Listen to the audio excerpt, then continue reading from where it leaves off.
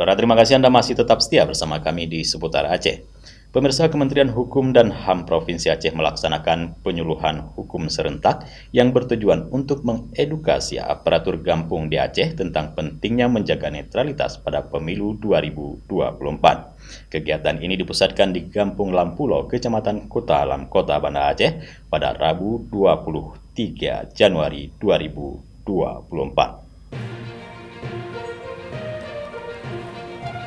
Penyuluhan hukum serentak mengenai netralitas aparatur pemerintahan dalam menyukseskan pemilu 2024 diikuti seluruh aparatur Kampung Lampulo, Kota Banda Aceh, serta juga berlangsung secara virtual yang diikuti oleh 6 kabupaten kota di Provinsi Aceh.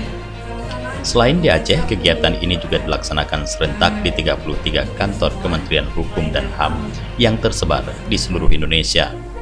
Geci Lampulo Alta Zaini saat membuka kegiatan itu menekankan pentingnya netralitas aparatur kampung dalam pemilu 2024. Ia mengingatkan aparatur agar tidak memihak kepada calon manapun dan tidak mengajak serta mengintimidasi masyarakat dalam menentukan pilihannya pada pemilu. Geci Alta juga mengajak aparatur kampung untuk menjaga netralitas dan keamanan sehingga pemilu 2024 bisa berjalan sukses. Saya sering menyampaikan kepada Tuhaput, kepada para kepala dusun untuk netralitas, karena kita bagian dari pemerintah. Ya, hal ini yang sering kita gaung-gaungkan dan alhamdulillah telah kita laksanakan. Apalagi seperti di Kampung Lampulo, kita punya 9 caleg DPRK dan ada 3 caleg DPRA. Jadi walaupun di warga kita sendiri, kita mencoba sebagai aparatur kampung ini untuk netralitas lah. Jadi tidak ada yang memihak sana-sini.